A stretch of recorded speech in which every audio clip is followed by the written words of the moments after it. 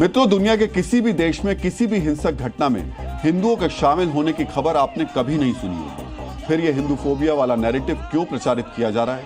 वजह साफ है कि कट्टरपंथियों की हिंसा से दुनिया का ध्यान भटकाना, ये शातिर कट्टरपंथी गैंग हिंदुओं को हिंसक बताकर सनातन धर्मियों पर हिंसक होने का टैग लगाकर अपने वैचारिक गुलाम कट्टरपंथियों की क्रूर और बर्बर हिंसा से दुनिया का ध्यान भटकाना चाहते हैं। यहाँ हम आपको 2025 में आतंकी घटनाओं से जुड़ी एक जानकारी शेयर करना चाहते हैं। इजराइल और मिडिल ईस्ट में हमास और हिजबुल्लाह ने आतंकी हमले किए। आईएसआईएस ने सीरिया और इराक में आम लोगों को निशाना बनाया। बुर्किना फासो में बोको हराम ने निर्दोष लोगों की हत्या की। पहलगाम में धर्म पूछकर 26 निर्दोष भारतीयों की हत्या कर दी गई।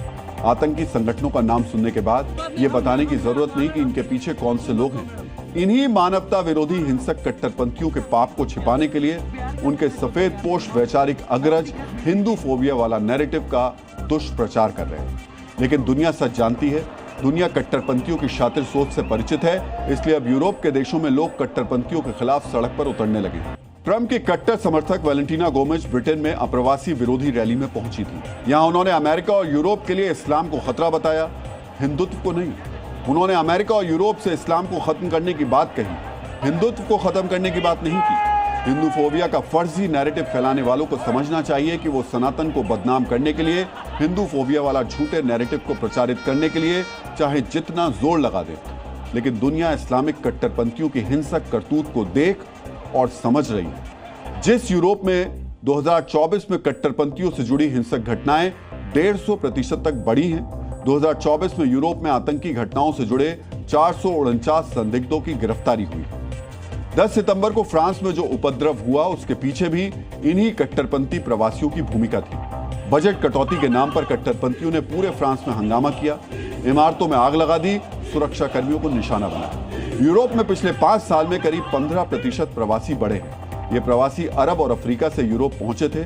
इनको शरण देने वाले यूरोपीय देश अब इनकी कट्टरपंथी सोच और हिंसक बर्ताव के कारण संकट में है। इसलिए इन देशों में इस्लामोफोबिया बड़ा मुद्दा बना रहा है।